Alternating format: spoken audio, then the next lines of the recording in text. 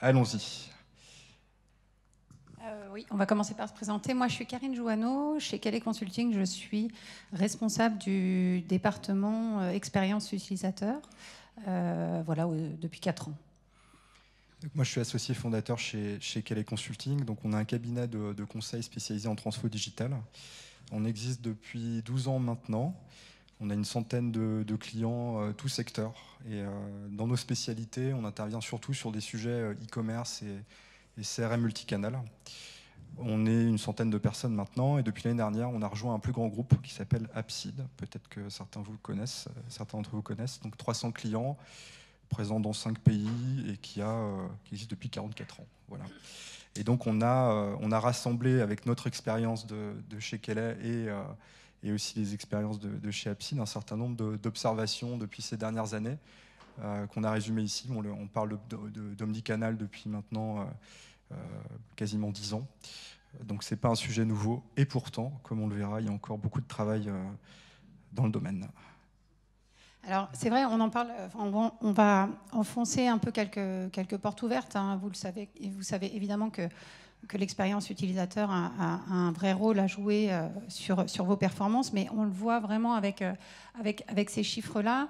Il y a un décalage entre la perception aujourd'hui des utilisateurs sur ce qui est fait pour eux et sur, en fait, les défauts de qualité et le travail qui est perçu de la part des professionnels sur ce qu'ils mettent en place pour améliorer cette expérience.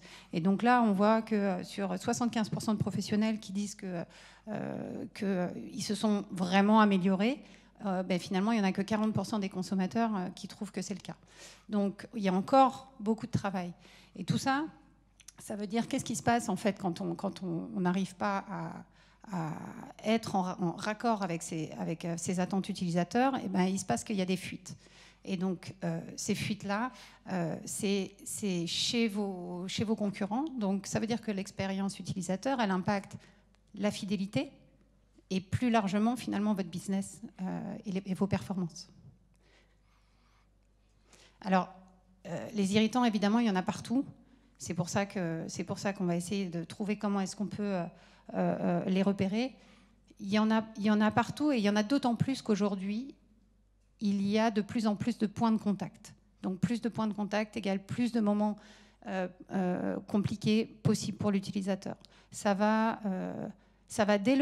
commence dès le moment où l'utilisateur ou votre client il commence à avoir besoin de votre service, donc il commence à l'imaginer, jusqu'à évidemment le service en lui-même, puis l'expérience le souvenir qu'il va avoir de cette expérience, puisqu'après il va le partager.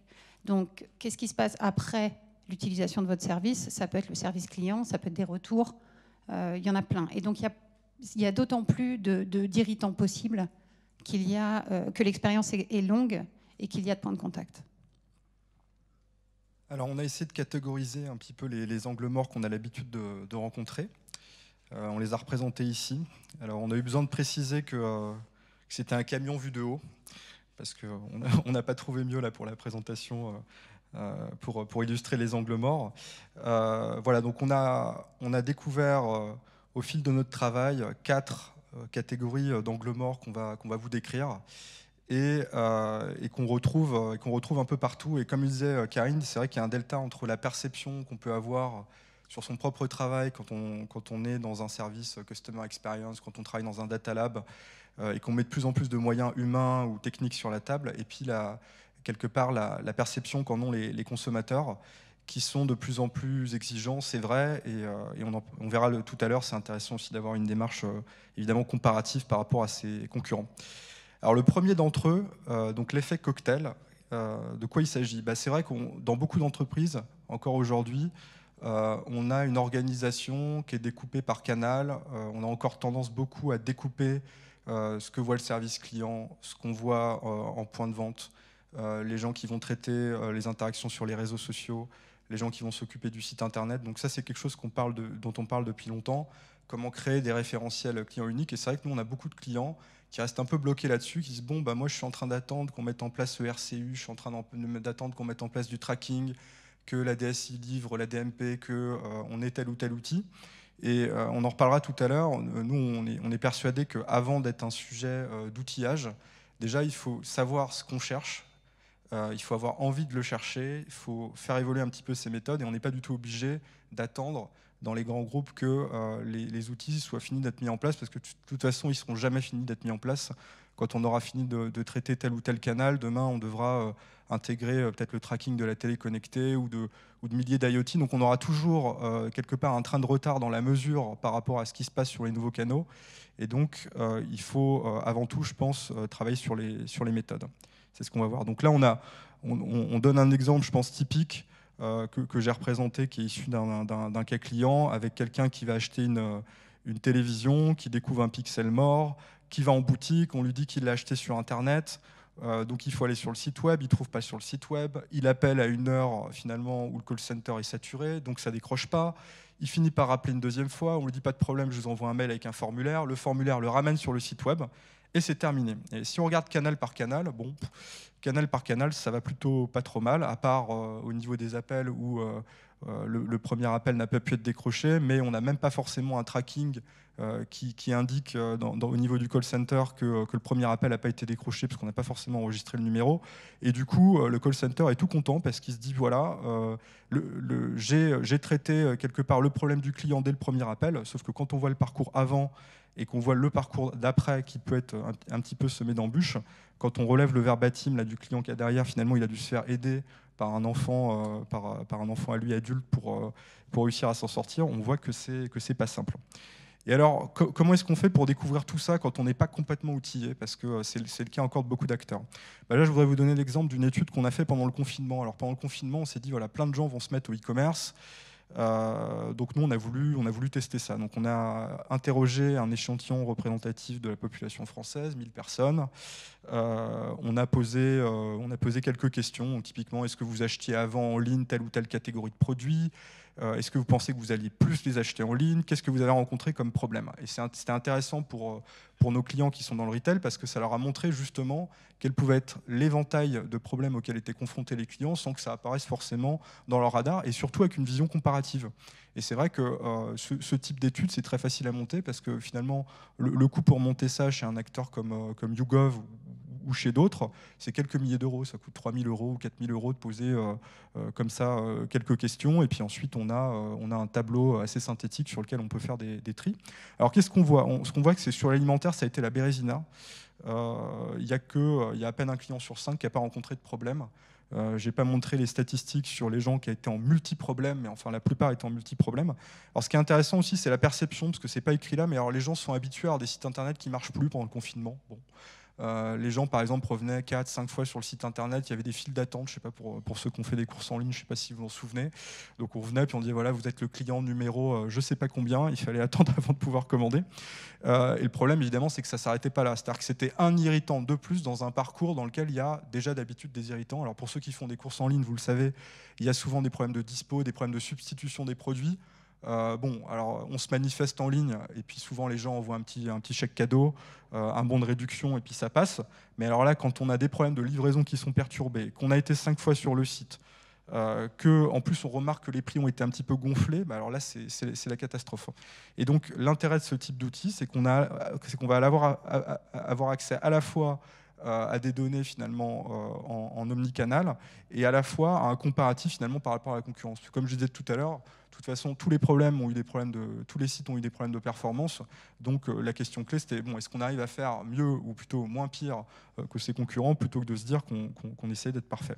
Voilà. Alors j'ai fait un zoom sur l'alimentaire parce qu'effectivement c'est une des catégories qui a été les plus touchées par les problématiques pendant le confinement, mais je pense que c'est assez intéressant en termes à la fois de découverte d'insight et puis aussi d'outils pour faire ça assez simplement. Alors un deuxième effet qu'on repère souvent, c'est la longue traîne. Alors la longue traîne, on en a beaucoup parlé dans le retail, en disant voilà, un magasin comme Amazon, qui a des millions de références, on va pouvoir servir des segments qui sont tout petits. Et en fait, nous, on applique cette vision, mais sur les problèmes, sur les irritants que rencontrent les clients. Donc il y a beaucoup de services clients qui traquent depuis des années le top 10, le top 20 des irritants. Ben, nous, en fait, on pense que c'est une erreur parce que quelque part, il y a un nombre énorme de clients qui ont des problèmes assez baroques. Et ça, il faut en tenir compte. Alors, je ne sais pas si vous connaissez le site internet Amai Unique. Vous allez dessus et puis ça vous dit si la configuration de votre ordinateur est unique. Alors c'est un peu technique, mais c'est quelque chose que vous pouvez faire assez facilement. Je parle de ça parce que quand vous avez une configuration qui est unique, bah, quelque part, vous pouvez aussi avoir des problèmes qui sont uniques, qui sont liés à votre poste. Alors ça peut être votre téléphone portable ou votre ordinateur. Alors j'ai fait le test ce matin sur un PC, un ordinateur standard livré par mon bureau. Alors là, on pourrait se dire c'est super standard, il n'y a rien de spécial, j'installe rien de spécial dessus. Bah, j'étais unique sur 2 600 000 visiteurs. Le site considérait que j'avais une empreinte technique qui était complètement unique. Alors je reviens sur mon histoire. Alors cette histoire-là, elle est assez significative, je pense, de ce qui peut se passer dans une entreprise. Donc là aussi, c'est une entreprise de retail, mais spécialisée. Donc on travaille avec eux sur la customer experience. Et puis au niveau de l'IT et du marketing, ils ne sont pas du tout d'accord sur l'expérience qu'il y a sur leur site internet. Le métier pense qu'il y a un problème de perf, alors que l'IT dit non, il n'y a pas de problème de perf. D'ailleurs, nous, au lieu de regarder un indicateur un peu bêta comme la vitesse d'affichage moyenne, on regarde des choses avancées. L'Apdex, c'est un indicateur que je vous encourage à regarder si vous ne connaissez pas. C'est à mon avis un des seuls indicateurs qui permet vraiment de mesurer la rapidité d'affichage, puisque ça tient compte de la vitesse que vit quelque part les déciles de visiteurs, alors que la moyenne, comme vous le savez, les moyennes, ça prête souvent à confusion dans l'analyse. Et donc, ils regardent l'Apdex. Et puis, qu'est-ce qu'ils disent? Bon, bah, très bien, j'ai 80% de mes visiteurs qui ont une vitesse tout à fait correcte quand je regarde le mobile. Sur ordinateur de bureau, tout se passe bien. J'en ai donc 20% qui ont une vitesse moyenne et puis 6% qui ont une vitesse lente. Donc circuler, il n'y a rien à voir. Mais le marketing n'en démord pas. Ils sentent qu'il y a un problème au niveau de la perf mobile, mais ils n'arrivent pas à mettre le doigt dessus. Puis quand eux, ils essayent, de temps en temps, ils voient des soucis. Je précise qu'eux se concentraient aussi beaucoup sur les tests sur iPhone, parce que comme beaucoup de services marketing ou services techniques, c'est des gens qui travaillent dans le digital, qui sont assez geeks, et ils regardent sur iPhone. Et là, on a un double biais, parce qu'on a un téléphone qui est évidemment super performant, et puis aussi, souvent, on habite dans une agglomération bien servie par la 4G. Donc là, évidemment, c'était une grande tour à la Défense, donc il y a tout ce qu'il faut en termes de 4G. Et évidemment, quand on est une enseigne nationale, ce n'est pas tout à fait le cas de tous les clients. Et alors nous, qu'est-ce qu'on fait? On utilise un outil de requêtage qui est lié à un APM. Donc là, les graphiques que vous voyez ici, ils sortent d'un outil qui s'appelle Neuralink, qui permet, donc vous équipez votre site internet avec, et puis ensuite vous avez carrément un outil de business intelligence, parce que vous pouvez requêter tout ce qui se passe sur les sessions de vos visiteurs. Et là, alors de quoi on s'aperçoit quand on regarde dans le détail? Alors si vous n'avez pas de chance et que vous êtes dans la partie de la longue traîne qui a gardé un BlackBerry, par exemple c'est votre entreprise qui aime bien BlackBerry, qui vous l'avez fourni, vous l'avez gardé, c'est un vieux téléphone, vous avez une vitesse moyenne de 30 secondes. Difficile d'aller acheter quoi que ce soit quand on a une vitesse moyenne de 30 secondes. Mais même quand on zoome, ne serait-ce que sur Android, donc dans le parc, évidemment, on avait une grosse représentation d'iPhone et d'Android. Ce qu'on voit, c'est que les stats n'ont plus rien à voir. Là, je passe à quasiment la moitié des utilisateurs qui ont une performance moyenne et 13% qui ont vraiment une performance mauvaise. Alors, mauvaise, là, c'est vraiment très, très mauvais. Donc nous, les consultants, on a parfois un vocabulaire édulcoré. Là, j'édulcore pas du tout. 13%, c'est plus de 15 secondes de temps de chargement pour une page. Donc, vous imaginez bien que les gens vont pas au bout. Donc, ce qu'on voit là-dessus, c'est que quand on a des intuitions, il ne faut pas hésiter à fouiller. Et ce type d'outil, finalement, c'est assez simple à installer. Eux ne l'avaient pas du tout. Donc au début, ils me disaient, voilà, nous on a Google Analytics, on a les outils classiques, on n'a pas cet APM. Donc on a vraiment passé 1 ou 2 jours à l'installer complètement. Ce qui, en soi, pour faire des découvertes de ce type-là, évidemment, permet d'avoir un ROI quand même assez intéressant. Alors, vous m'entendez? Il y a un autre cas qui est important à prendre en compte, c'est effectivement le contexte d'utilisation.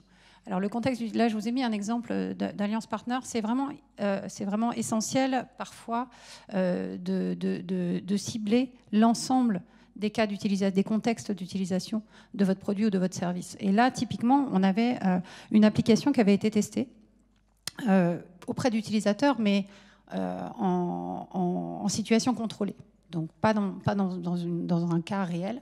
Et là, on avait des super, vraiment plébiscité. Tout le monde était d'accord en disant que c'était vachement bien, que ce serait hyper utile et qu'évidemment, ce serait utilisé. Et puis, on se rend compte, en fait, derrière, le produit sort et puis personne ne l'utilise. Alors personne ne l'utilise, pourquoi ? Parce que finalement, ce n'est pas en situation contrôlée qu'on utilise ça. Cette application-là, elle était dédiée à l'assistance routière. L'assistance routière, la plupart du temps, on est sur le bord de la route. Il y a du soleil, on est en mobilité. Et donc, il y avait deux aspects qui étaient très compliqués sur cette application-là. Un, le stress. Donc, ce contexte de stress qui faisait qu'on n'a pas du tout envie d'utiliser une application, surtout si elle est longue. Et deux, la lisibilité, donc le contraste qui avait été utilisé sur cette application, qui faisait qu'on lisait mal, les textes étaient petits. Et que donc, dans un contexte de stress et dehors, on n'a pas envie de l'utiliser. Donc, le contexte, prendre en compte ce contexte qui peut être variable, parce que oui, effectivement, je peux être chez moi et appeler mon assureur en disant, voilà, j'ai un pneu crevé, mais quand même, la plupart du temps, on est dehors. Et puis, le dernier, alors, c'est pas vraiment un irritant en tant que tel, mais c'est quelque chose à traiter. C'est-à-dire que si on ne traite que l'utilité et qu'on ne travaille pas sur le côté émotionnel, il y a deux aspects qui peuvent être négatifs. Le premier, c'est que vous serez moins performant que si vous traitez aussi l'émotion. Cette étude, elle montre que l'émotion a vraiment un impact sur les performances et sur l'adhésion de vos clients. Et le deuxième, c'est que si vos concurrents traitent cet aspect-là, c'est des fuites potentielles aussi vers des concurrents qui traitent cet aspect-là. Alors quelques éléments clés là pour traiter tout ça. Alors évidemment, on n'a pas de recette miracle, hein, parce qu'on l'a vu, il y a de plus en plus de moyens sur ces sujets, et pourtant il y a toujours quelque part des attentes non servies dans ces fameux parcours omnicanal. Enfin, on le vit tous en tant que consommateur au quotidien. Alors trois éléments clés sur lesquels on veut échanger. Le premier, c'est que quelque part, pour traiter ces fameux angles morts, il faut commencer par savoir ce qu'on recherche. Il faut commencer par souvent redéfinir ses objectifs. Alors on voit trop souvent des entreprises où j'ai du financier, donc du chiffre d'affaires, de la marge, et puis du non financier. Alors là-dedans, je vais avoir la satisfaction client et puis peut-être un peu du RSE. C'est intéressant, mais souvent, ça obscurcit quelque part les décisions qu'on prend, parce qu'on se focalise sur des indicateurs moyens, et on a vu là où ça pouvait mener tout à l'heure. Donc je vous recommande vivement la lecture de ces ouvrages de Jeff Gothelf, qui est un auteur qui est vraiment en avant-garde sur les thématiques de la relation client, et qu'on fait souvent intervenir en France. On en reparlera tout à l'heure. Avant de traiter les outils, il faut souvent s'intéresser à des sujets de culture et à des sujets de méthode. Et donc, pour faire bouger la culture dans une entreprise, rien de tel que de faire venir des auteurs. Alors, quand on ne s'occupe pas de NPS, de quoi est-ce qu'on s'occupe ? On s'occupe du financier. Et puis après, ce qu'on va chercher à faire, c'est à mesurer ce que font les gens fidèles, ce que font les gens satisfaits. J'en parlais tout à l'heure hier avec une personne dans l'énergie.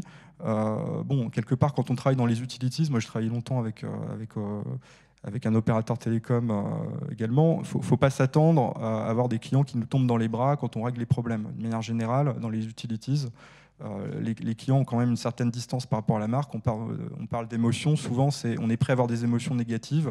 Pour les émotions positives, c'est quand même plus difficile.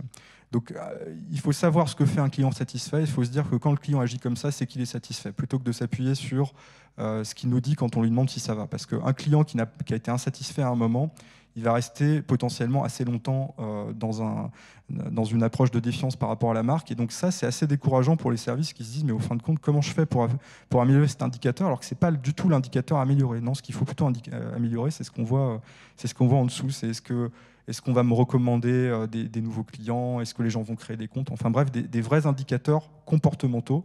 Il faut mieux s'appuyer sur l'observation.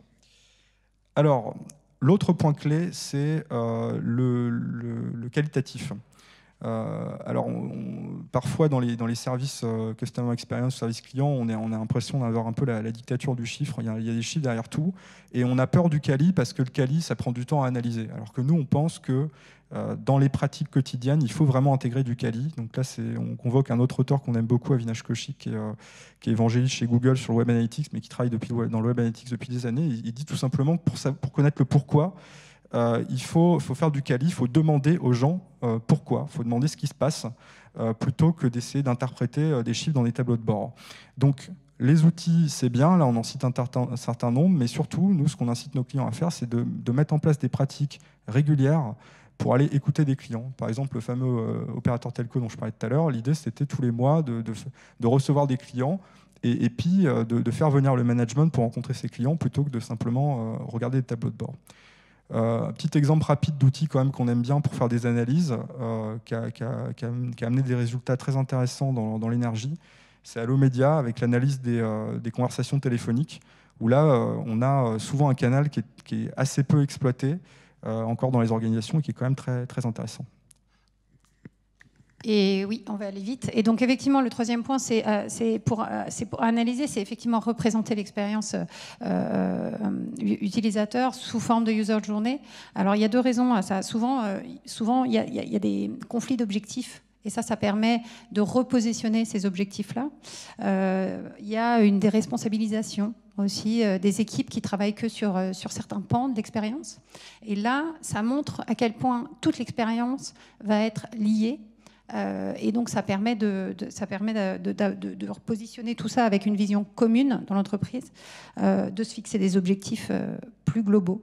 Et puis, donc aussi, évidemment, de créer un peu de synergie dans les équipes autour d'un projet commun et d'objectifs communs. Ça, c'est typiquement des choses qu'on peut afficher dans l'entreprise. Ouais. Ça, c'est ce qu'on peut afficher dans l'entreprise. Et puis, il y en a un autre, ça peut montrer à quel point ça peut être parfois complexe, mais extrêmement intéressant. Là, c'est une user journée sur laquelle on a énormément d'informations, puisqu'on a pu redesigner le parcours complet. Et on a l'ensemble des points d'enchantement ou des points de friction qui ont été remontés selon en fonction de différents canaux.